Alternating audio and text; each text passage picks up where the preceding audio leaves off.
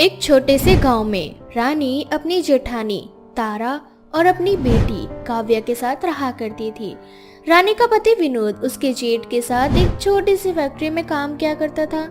तारा रानी के साथ नौकरों वाला बर्ताव किया करती थी क्योंकि वह घर तारा के नाम पे था। लेकिन अपने पति के वजह से तारा ने अपने देवर देवरानी को अपने घर में रहने की जगह दी थी। ऐसे ही एक दिन रानी घर का सारा काम कर रही होती है कि तभी फोन आता है। हेलो, कौन? मैडम, मैं फैक्ट्री से बात कर रहा हूँ। फैक्ट्री में आग लग गई है जिसमें काफी लोग घायल हो गए हैं, तो कुछ की मौत भी हो गई है। आप जल्दी से हॉस्पिटल में आ जाइए। ये खबर सुनते ही तारा और रानी हॉस्पिटल जाते हैं, जहां उन दोनों को पता चलता है कि विनोद की मौत हो गई है और तारा का पति सुरेश कोमे में जा चुका है। अब कुछ दिन यूं ही बीत जाते हैं, लेकिन अब तारा रानी और उसकी बेटे का खर्च नहीं उठा पाती और एक दिन रानी से बोलती है। रानी देखो, अब तुम्हारा पति जिंदा नहीं रहा जो कमाकर मुझे पैसे दे, और मेरे पति पहले से ही कोमा में है। घर चला पाना बहुत मुश्किल हो रहा है।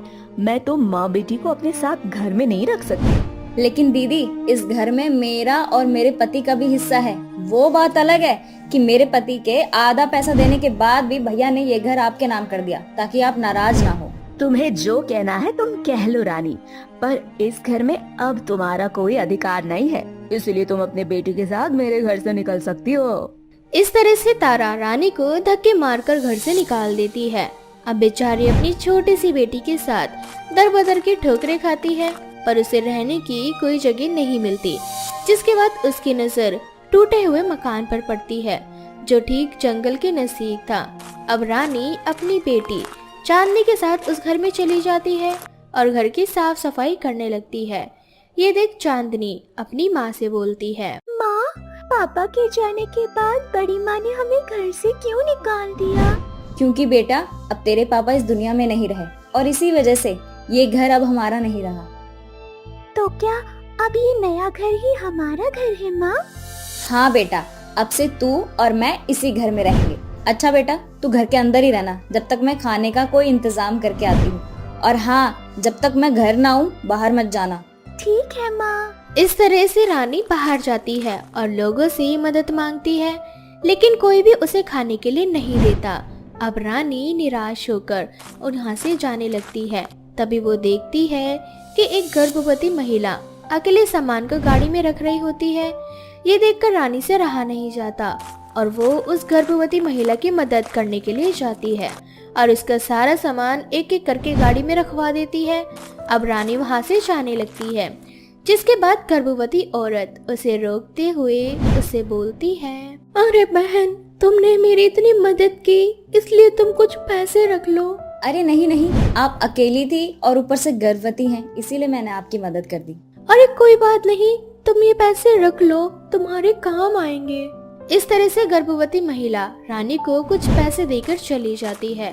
अब रानी उन पैसों से अपनी बेटी के लिए खाना लाती है और घर जाती है, जहां वो देखती है कि उसकी बेटी बिना कुछ खाए ही सो गई। अब रानी चांदनी को उठाती है और अपने हाथों से खाना खिलाती है, जिसके बाद चांदनी अपनी माँ से बोलती है।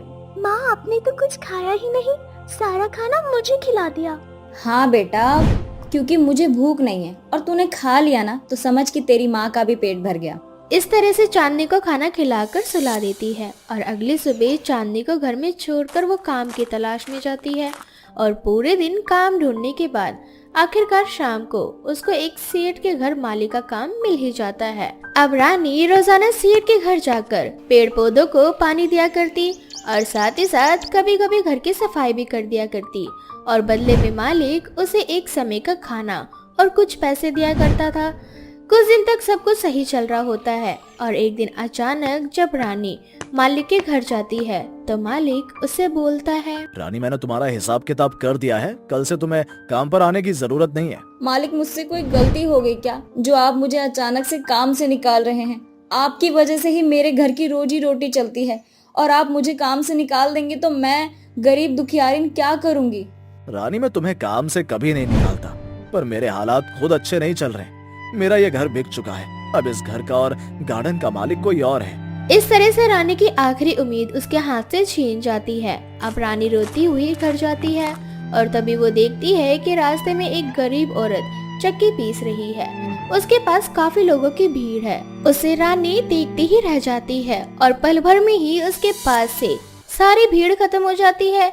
लेकिन जैसे ही रानी वहाँ से जाने लगती है, वो औरत वहीं बेहोश हो जाती है और उस औरत को बेहोश देख रानी उसके पास जाती है और उसके मुंह पर पानी की कुछ छींटे मारती है। वो औरत होश में आती है और रानी से बोलती है, शुक्रिया बेटा मेरी मदद करने के लिए। माँ जी, अब आपको अच्छा लग रहा है ना? आप अचानक से बेहोश कैसे हो गई माँ जी? मैं कब से देख रही हूँ कि आप कितने आराम से चक्की चला चला कर आटा पीस रही हैं। बेटा अब मेरी उम्र हो चुकी है, मुझसे ज्यादा काम नहीं हो पाता, पर भला हो मेरी इस जादुई चक्की का जो अपने आप चलती है। मैं तो बस इसे पकड़े रखती हूँ। क्या जादुई चक्की? अगर ऐसा है तो आप अपनी जादुई चक्की से कुछ अच्छा क्यों नहीं मांगती, जैसे अपने स्वास्थ्य के लिए? नहीं मान सकती बेटा, क्योंकि जब ये चक्की मुझे मिली थी ना, तब जादुई परी ने मुझे कहा था कि मैं लालच ना करूं, पर अपने बेटे बहू की बातों में आकर मैंने लालच किया और इस चक्की से बहुत कुछ मांगा।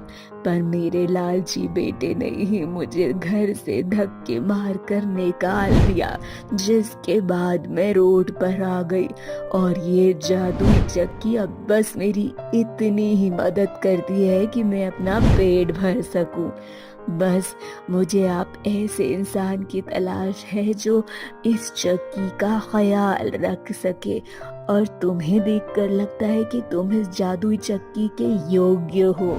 लेकिन मैं आपकी जादुई चक्की नहीं चला सकती। घबराओ मत बेटा, मैं तुम्हें अपनी मर्जी से ये चक्की दे रही हूँ। बस तुम मेरी तरह लालच मत करना और अपनी आवश्यकता अनुसार ही इस जादुई चक्की से कुछ मांगना। इस तरह से वो बूढ़ी औरत जादुई चक्की रानी को दे देती है। अब रानी घर जाती है और जादुई चक्की की मदद से कुछ पैसे कमाती है। जादुई चक्की उसे कुछ पैसे दे देता है। ये देख चांदनी बहुत खुश होती है और वो जादुई चक्की से बोलती है, हे जादुई चक्की, मुझे कुछ नहीं चाहिए। मैं चाहती हूँ कि बस मैं और मेरी माँ कभी भूखे ना सोए।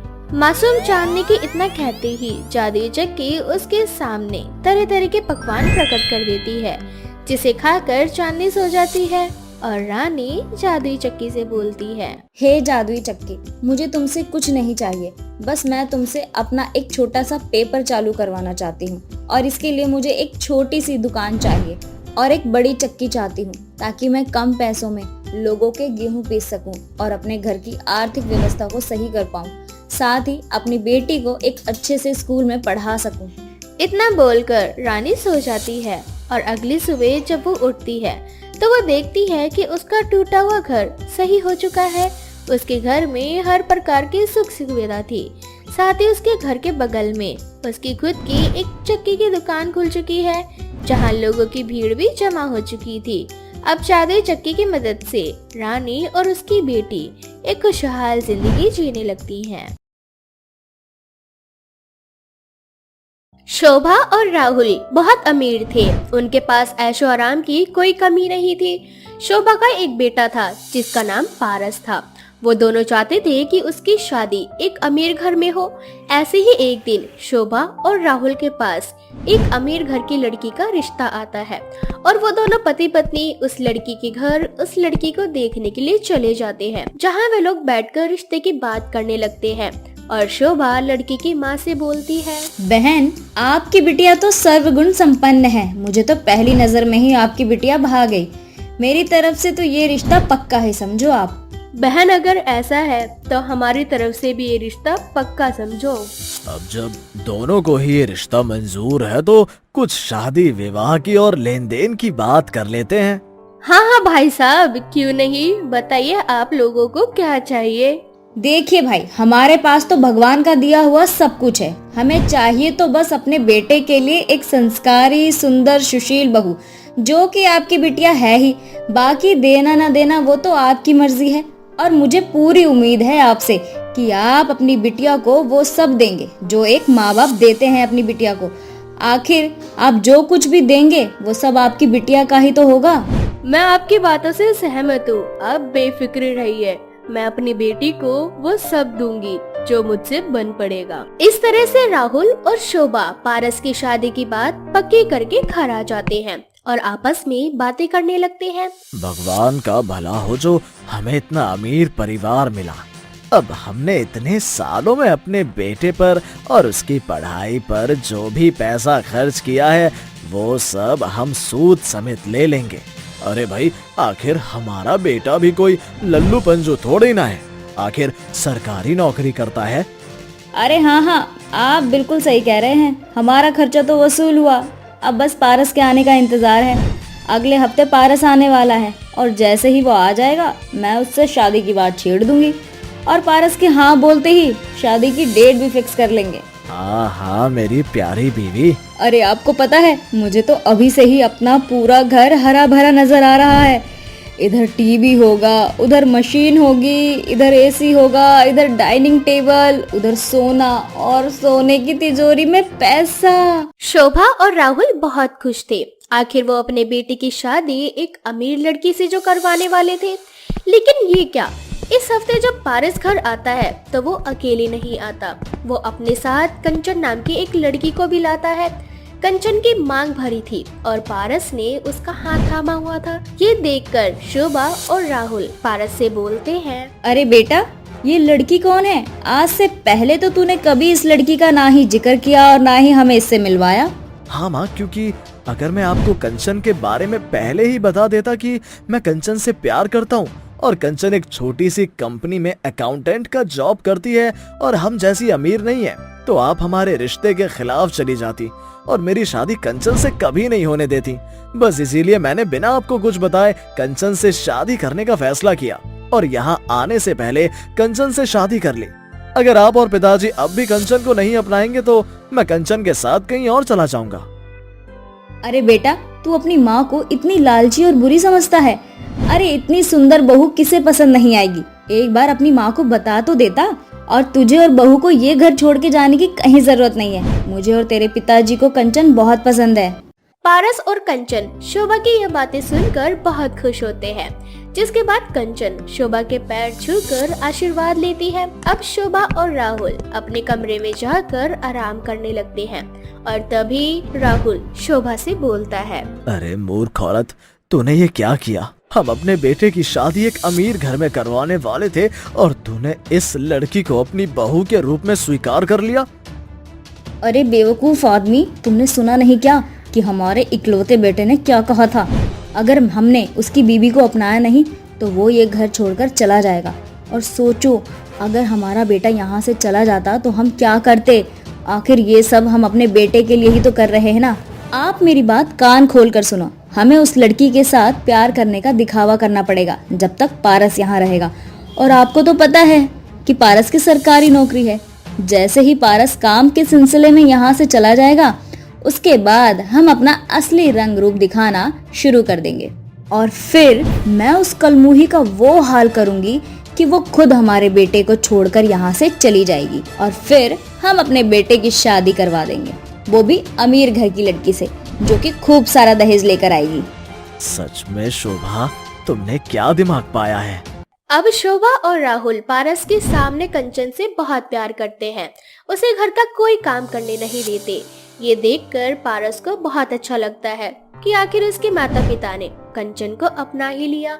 जिसके बाद पारस अपने काम के लिए घर से चला जाता है और पारस के जाते ही शोभा कंचन के कमरे में जाती है और उससे बोलती है, अरे ओ कलमुही, मुफ्त की रोटियां ही तोड़ती रहेगी या फिर कुछ काम धाम भी करेगी? जी माँ जी, कहिए क्या करना है? अरे रात काफी हो चुकी है, हमें खाना मिलेगा या नहीं? मैं बस अभी बना कर लाती हूँ माँ जी। इतना बोलकर कंचन खाना बनाकर राहुल और शोभा को दे देती है। उन दोनों के खाने के बाद जब बेचारी कंचन खाना खाने के लिए बैठती है तो शोभा आकर उससे उसका खाना छीन लेती है और उसे मारने लगती है। शोभा का ये बर्ताव देखकर कंचन को कुछ समझ नहीं आता, लेकिन वो इस बारे में पारस को कुछ नहीं बताती और खुद से बोलती है, आखिर माँ जी को क्या हुआ जो पारस के जाते ही माँ जी मेरे साथ इतना बुरा सलूक करने लगी? कहीं ऐसा तो नहीं कि वो मुझसे अब तक नाराज है। अगर ऐसा है तो मैं उनकी आज्ञा का पालन करूंगी और किसी तरह से उनका दिल जीत लूंगी।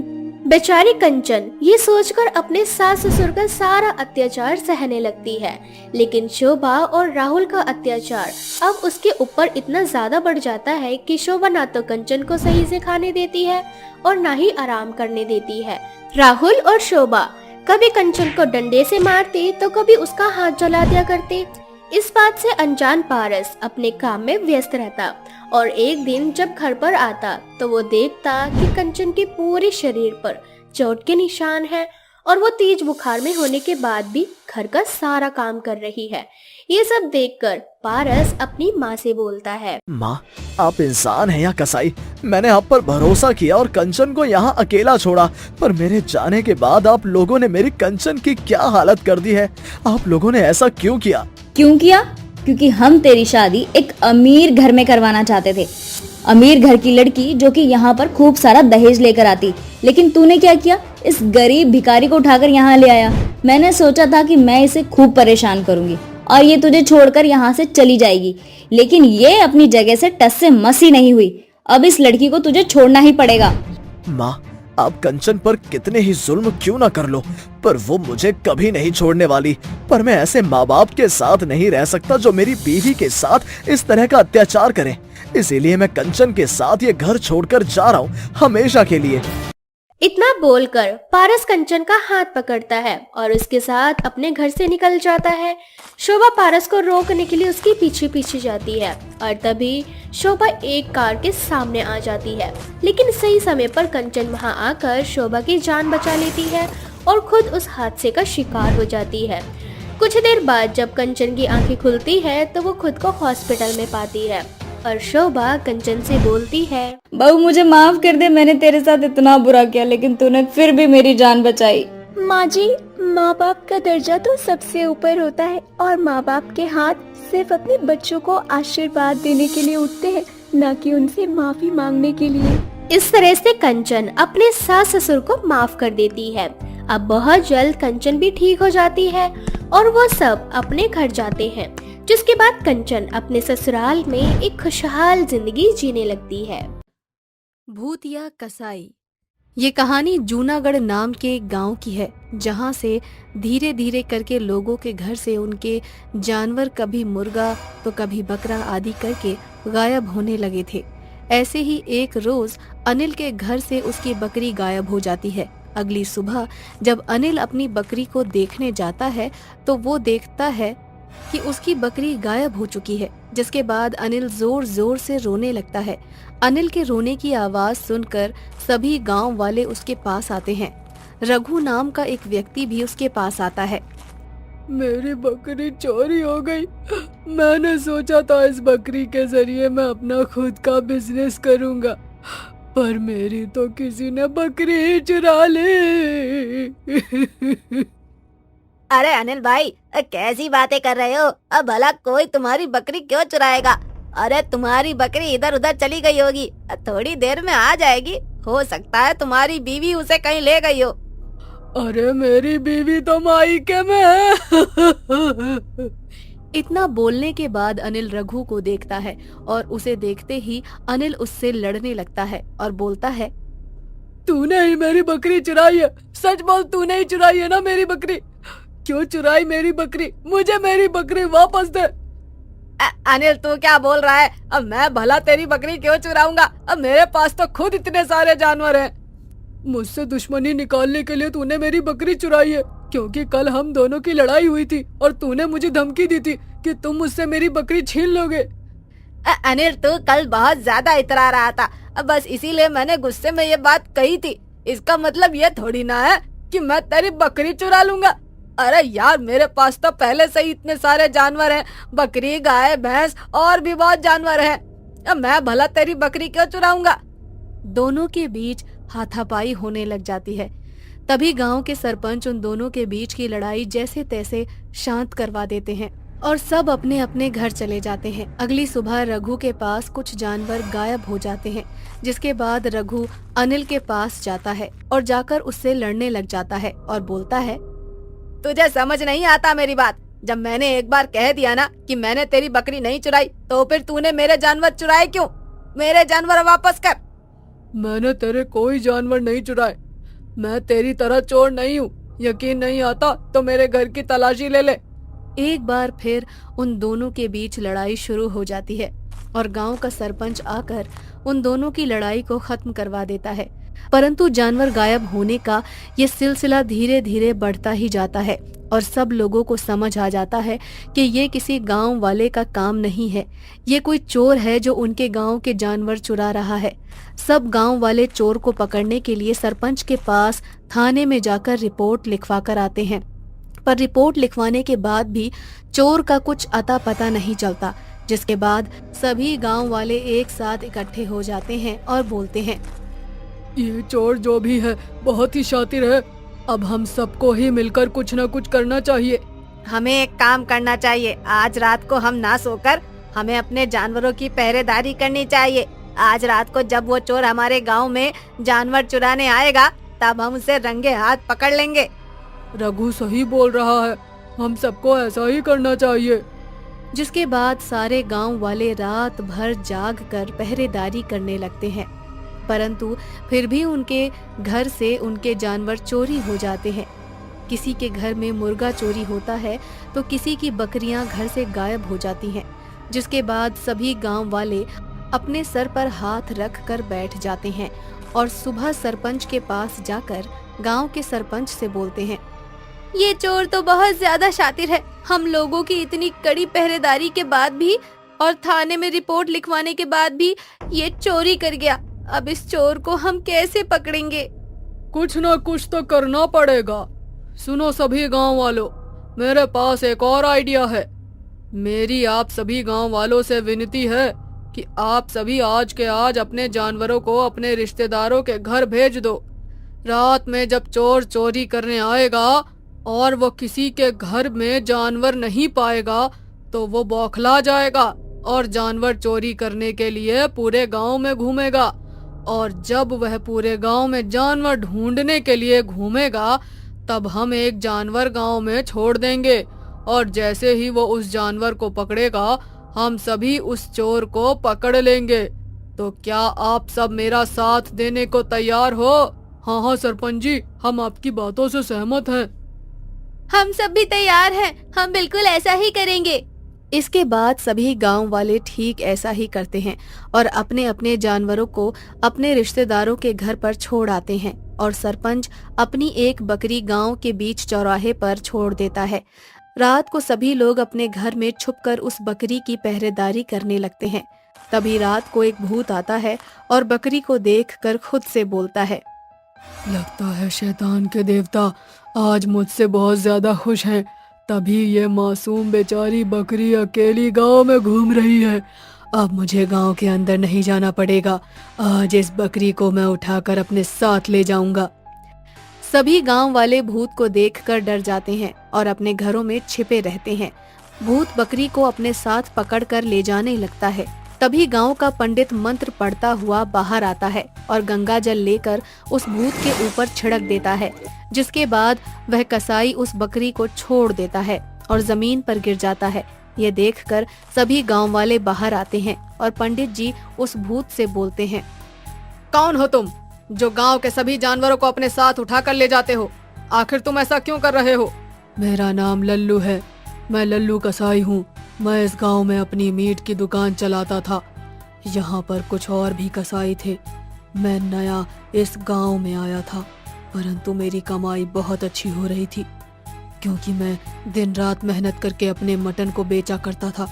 परंतु यहाँ के जो पुराने कसाई थे, उनको मुझसे और मेरी तरक्की से नफरत होने लगी थी। उन लोगों को मेरी तरक्की देखी नहीं गई।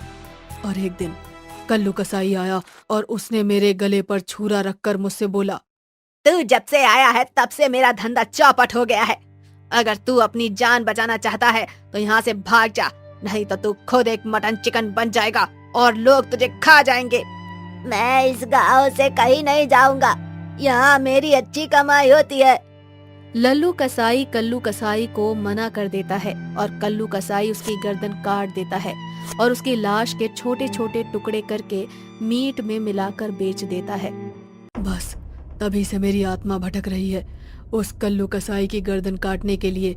परंतु जब मैं भूत बनकर इस गांव में उससे अपना बदला लेने आया तो मुझे पता चला कि मेरी मृत्यु के कुछ ही दिनों बाद उसकी एक कार एक्सीडेंट में मृत्यु हो चुकी थी। पर मैंने अपने भूत लोक में अपने साथियों को मटन चिकन खिलाने का फैसला कर लिया था। क्योंकि मैं एक भूत हूँ, इसीलिए मैं बकरे या मुर्गा आदि नहीं खरीद सकता। इसीलिए मैंने इसी गांव में चोरी करना शुरू कर दिया ताकि उन सभी आत्माओं को शांति मिल सके जिनके घर वाले उन्हें खाने को नहीं देते, जिनके घर वाले ना कोई पितृदान करते हैं, ना ही कोई उनके लिए श्राद्ध करता है। वे सभी भूत भूखे हैं। बस उन्हीं के लिए मैंने इस गांव से जानवर उठाने शुरू कर दिए ताकि मैं उनकी भूख शांत कर सकूं। तुम चोरी करना बंद कर दो। हम सभी गांव वाले तुमसे वादा करते हैं कि हम तुम्हारे लिए और तुम्हारी भूत मंडली के लिए पिंडदान करेंगे ताकि उनकी भूख शांत हो सके।